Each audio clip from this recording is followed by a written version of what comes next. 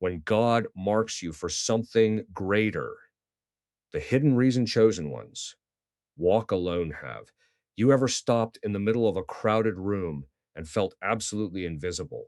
Not invisible in the way that people don't see you, but invisible in the way that they look right through you, as if you belong to another world entirely.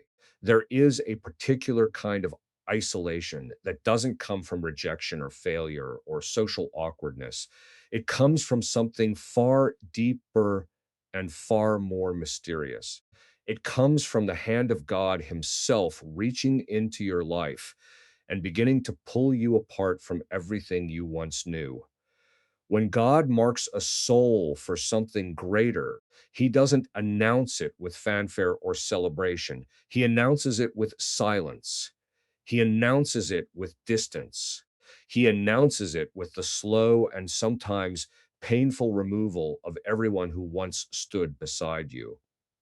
Building from that point, we have to ask ourselves a question that most people never dare to ask. What if the loneliness you are experiencing right now is not a punishment, but a preparation? What if every friend who drifted away, every relationship that crumbled, every door that closed in your face was not random misfortune, but divine surgery? The world tells you that loneliness is a problem to be solved, a condition to be cured, a sadness to be medicated. But the spiritual tradition tells us something entirely different. The spiritual tradition tells us that when God chooses a soul, He separates that soul.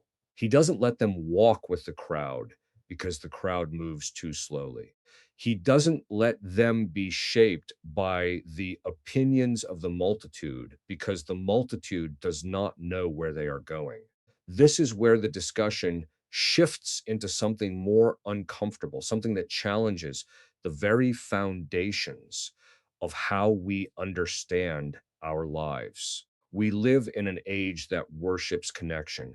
We measure our worth by the number of people who follow us, respond to us, validate us. We have built entire industries around the fear of being alone. And yet, in the midst of all this frantic connectivity, the chosen ones find themselves increasingly isolated, not because they are unlikable, not because they are difficult, but because their souls have been tuned to a frequency that the world cannot receive. When your heart begins to hunger for truth, when your eyes begin to see what others ignore, when your spirit begins to discern what others mock, isolation becomes the evidence of your divine calling. You sit in the middle of people, yet feel alone because God has lifted your spirit above worldly frequencies. Continuing from that foundation, we have to recognize that there is a divine mathematics at work here, a spiritual economy that operates completely differently from the way the world operates. The world says that more is better, that larger circles mean greater influence, that visibility equals value. But God's economy works in reverse. God often hides what he most treasures. He conceals what he most intends to use. He isolates what he most intends to anoint. Think about every major figure in sacred scripture. Moses spent 40 years in the desert before he was ready to lead. Joseph spent years in prison and slavery before he was positioned to save nations.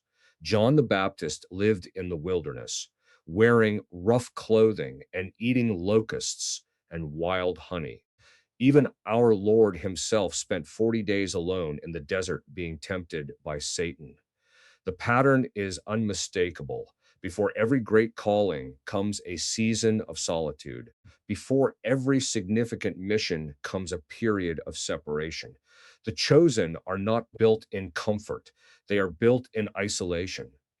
At this stage, we need to understand something profound about the nature of divine preparation. When God removes people from your life, he is not being cruel. He is being strategic. Not everyone can walk with you where you are going. Some friends carry the dust of the past, the residue of old patterns, the weight of worldly thinking.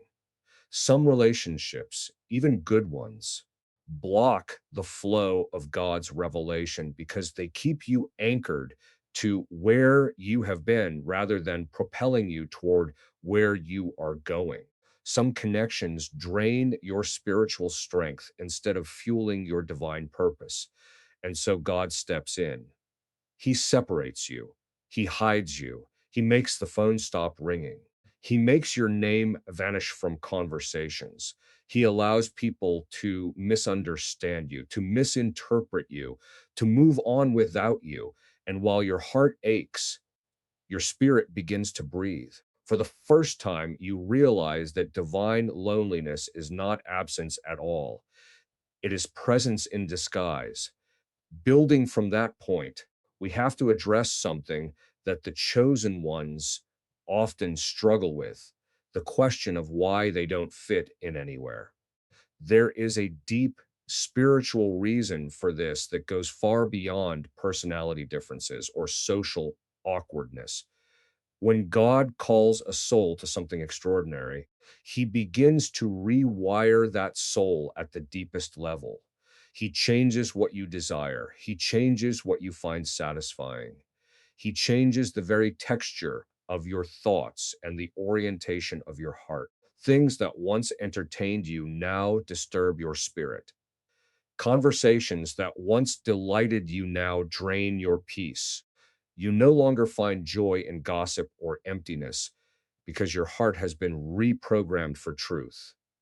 This is not arrogance, it is alignment. Your spirit no longer feeds on surface level words, it feeds on truth, purpose, and light.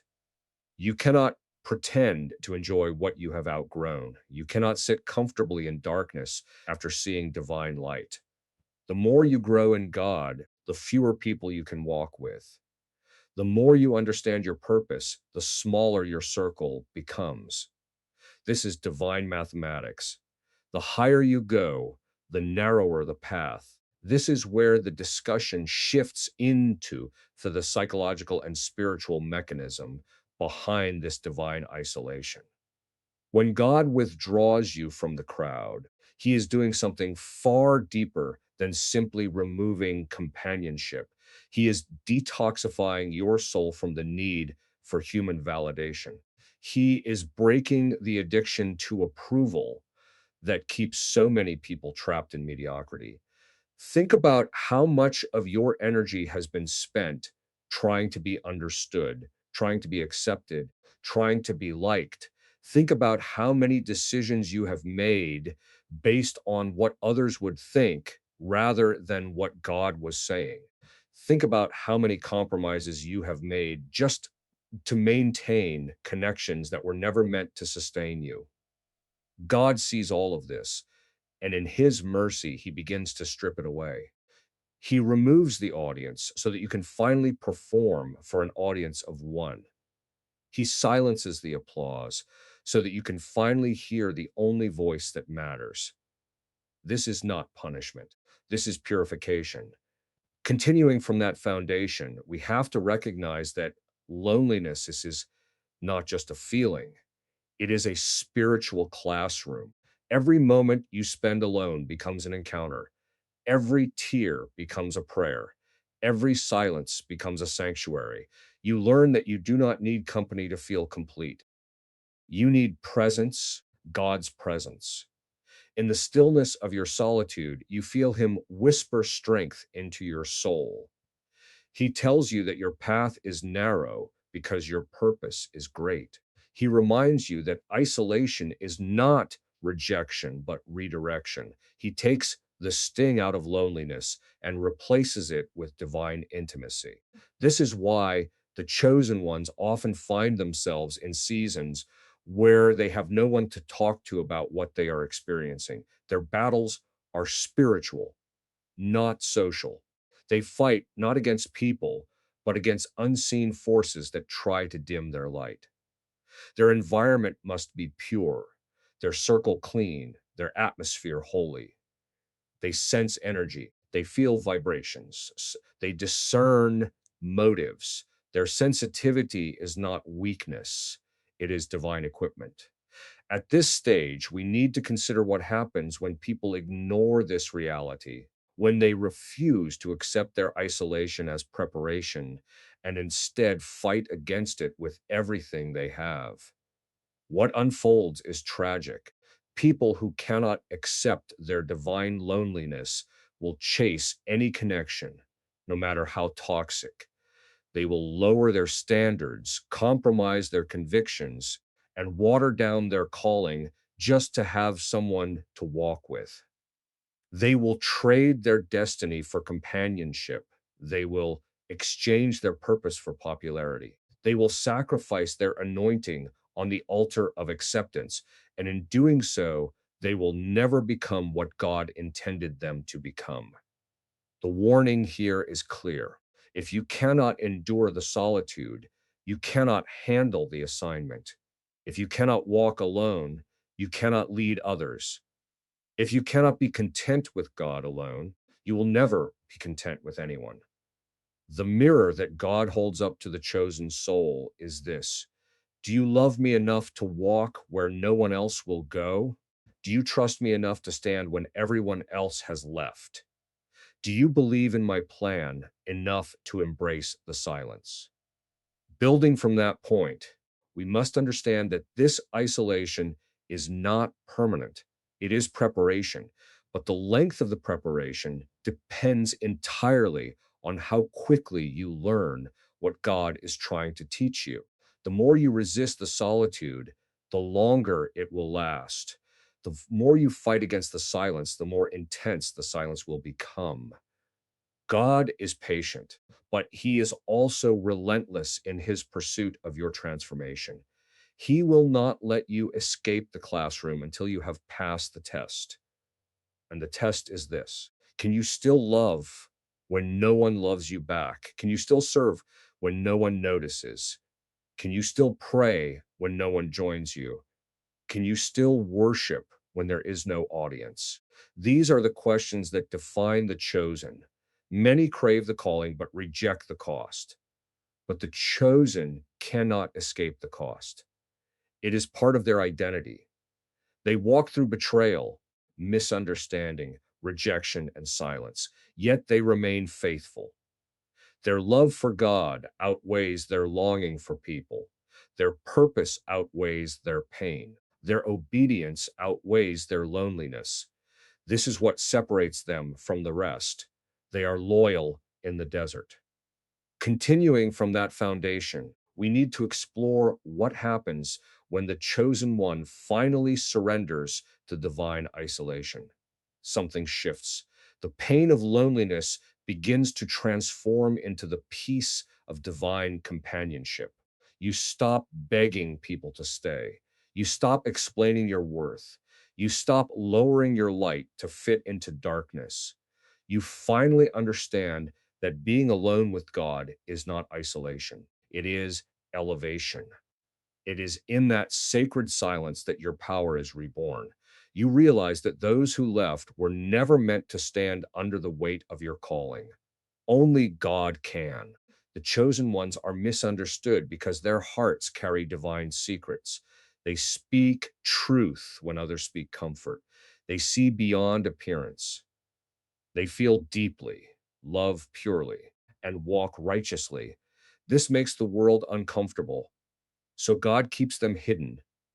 He hides them in seasons of obscurity, not to punish them, but to protect the treasure inside them. You are not forgotten. You are being forged. The lack of friends is not a sign of failure. It is proof of your sacred mission. This is where the discussion shifts into the final truth that every chosen soul must eventually embrace. When God calls you to something mighty, he must prune your circle. He must remove every distraction, every relationship, every comfort that prevents you from hearing his whisper clearly. If you look back, you will realize something powerful. Every season of isolation brought you closer to God. Every time people left, his presence filled the void.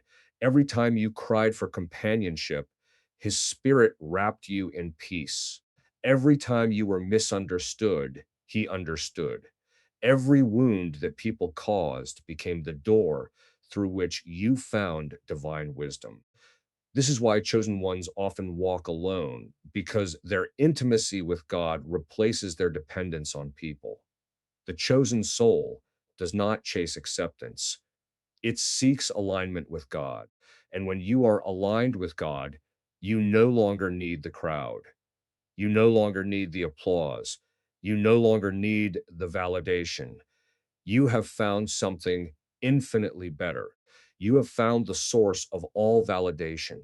You have found the one who never leaves, never misunderstands, never abandons.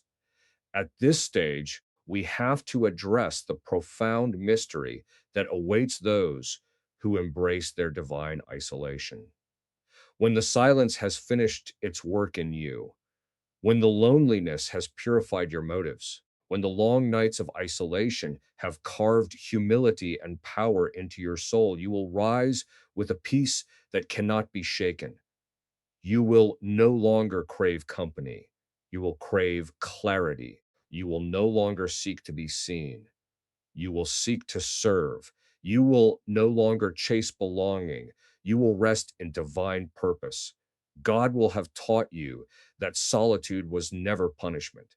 It was preparation. He was never taking from you, he was transforming you. In the end, the chosen ones realize that zero friends was never truly zero, it was one. One unchanging presence, one faithful companion, one eternal friend, God. He was there in every silence, behind every tear, beyond every betrayal. He was the unseen listener to your prayers, the invisible comforter in your pain, the quiet strength in your weakness. When everyone walked away, he remained. When every door closed, he opened himself to you.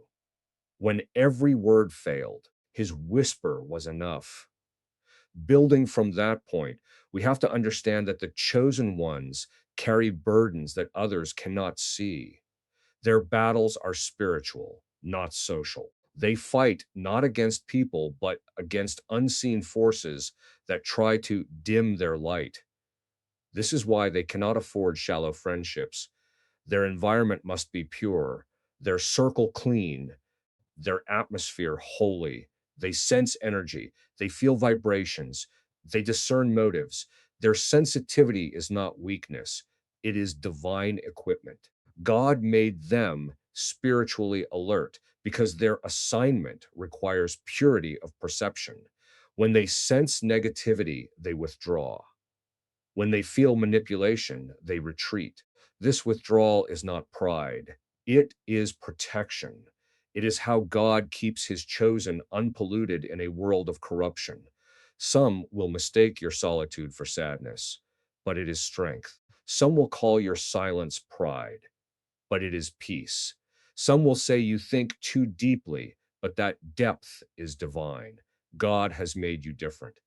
But difference is necessary for distinction. If you were like everyone else, you would never fulfill the higher mission. The chosen are not meant to blend, they are meant to stand out. Their life is not a reflection of the world, but of the divine. This separation is costly, but it is holy. It is the price of divine purpose. Continuing from that foundation, we must recognize that when God truly calls you, he will remove every crutch. He will make sure that your dependence is only on him. You will try to reach for people and they will not respond. You will cry for help and no one will appear.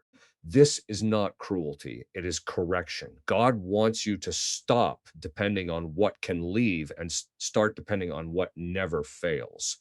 He wants your confidence to be rooted in the eternal, not the temporary. You are being trained to trust unseen strength, to rely on invisible power.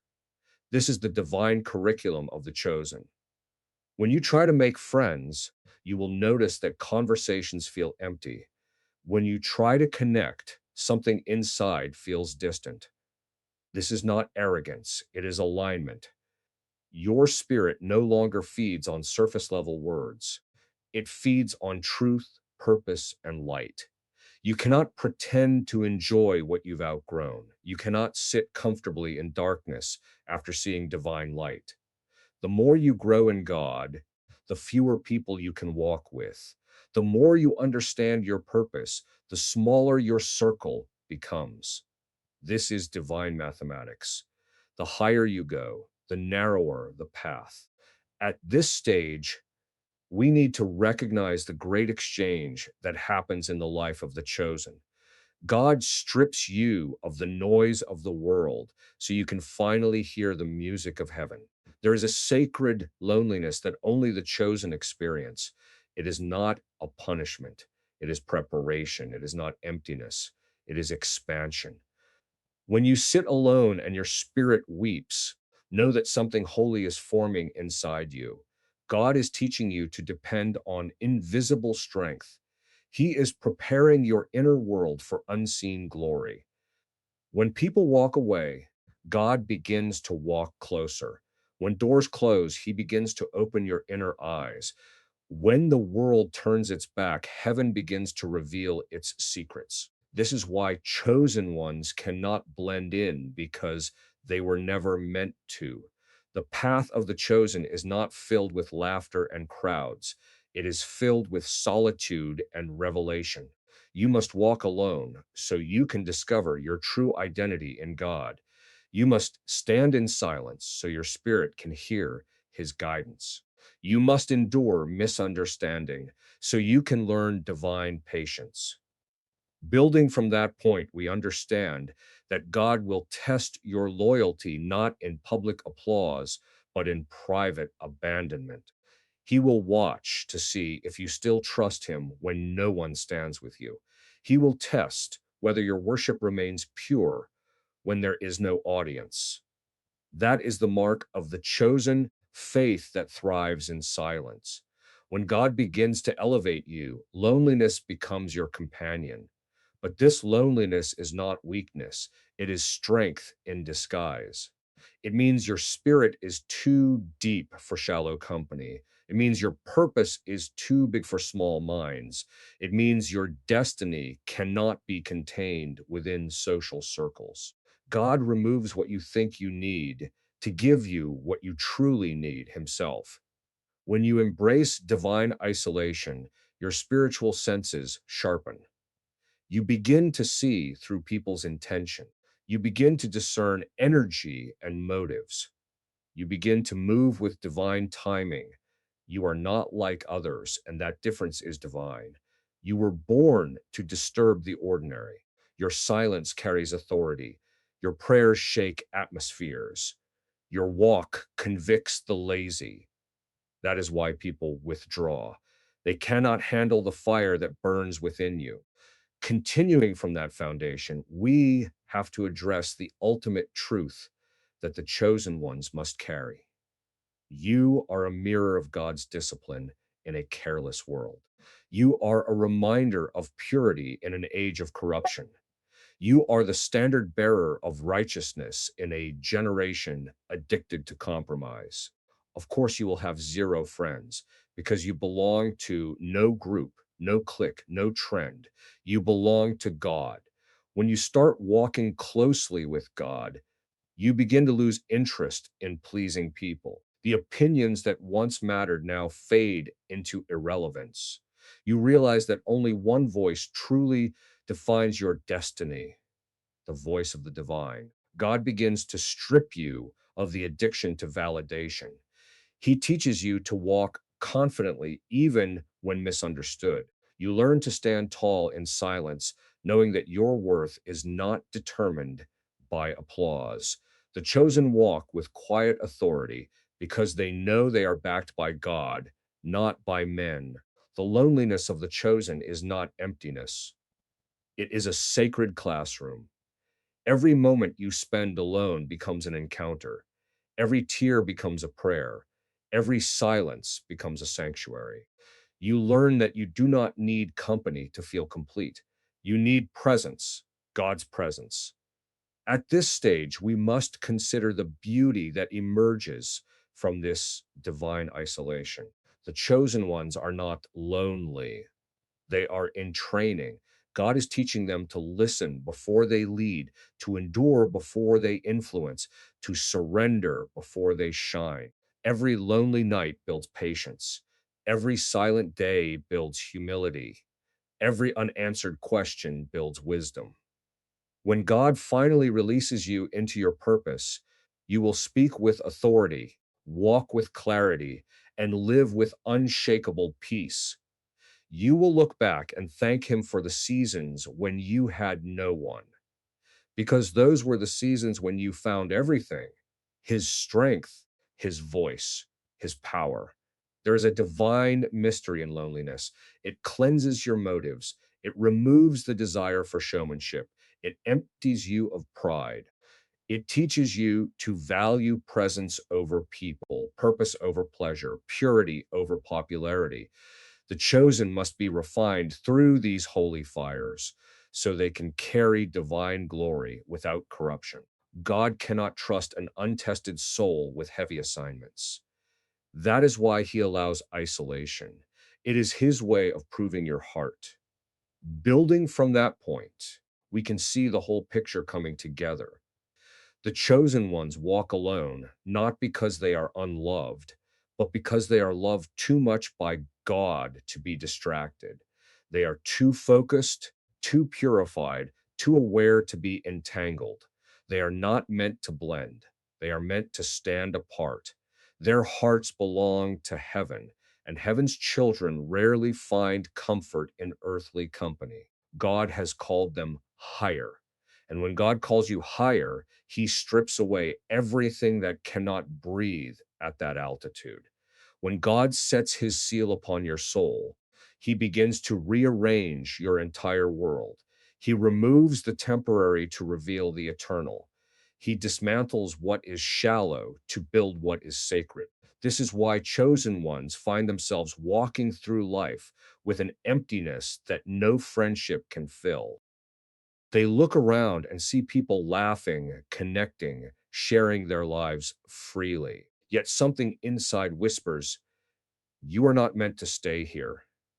That whisper is the voice of destiny, the call of separation, the divine signal that your purpose cannot be fulfilled among those who do not understand it.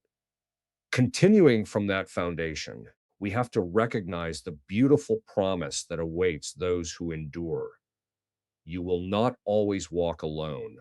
The day will come when God connects you with souls who carry the same frequency, who understand the same divine language, who burn with the same spiritual fire.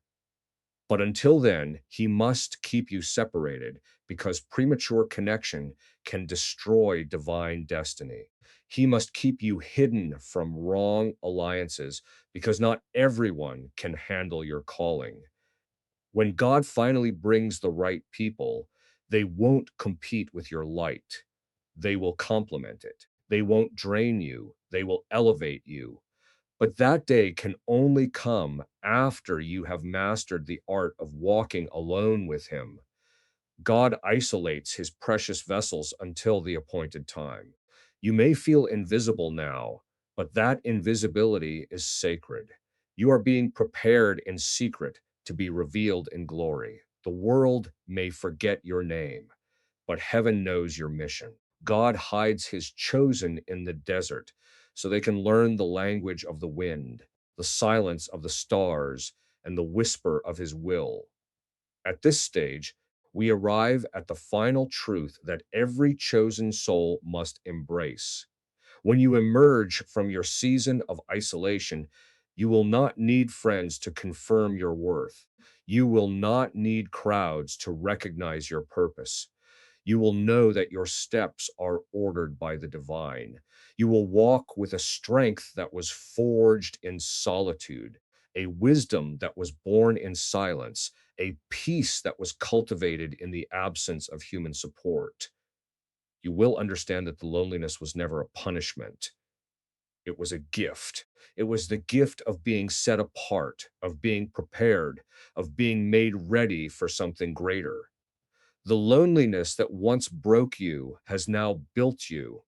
The silence that once scared you has now filled you with wisdom. You have learned that the absence of people is not the absence of love. It is the presence of God in its purest form. So walk boldly, chosen soul. Walk without fear. Walk without apology. You are not meant to fit in. You are meant to stand out. You are not meant to follow. You are meant to lead. You are not meant to be surrounded. You are meant to be strengthened. God has walked you through the wilderness so that no human could ever claim the glory for your transformation. What he started in your solitude will soon be seen by the world. The chosen ones have zero friends because their hearts belong entirely to God. They are not empty. They are full of his peace. They are not lost. They are led by his hand. They are not lonely. They are loved beyond measure. Their path may be narrow, but their purpose is vast. Their journey may be quiet, but their destiny resounds through eternity. And so, if you find yourself alone, misunderstood, unseen, rejoice. You are not forgotten. You are favored. You are not behind. You are being built. You are not isolated. You are being anointed. The world may not walk with you, but God walks ahead of you. And that is enough. That has always been enough because the chosen one who walks alone with God never truly walks alone. There is one unchanging presence, one faithful companion, one eternal friend.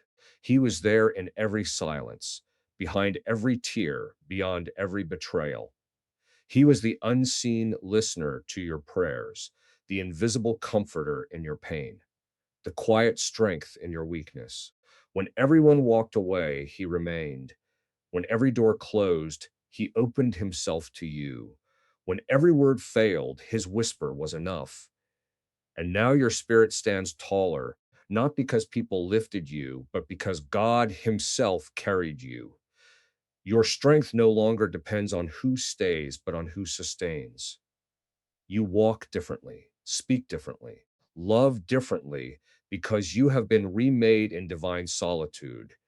The world may never understand your path, but heaven knows your name.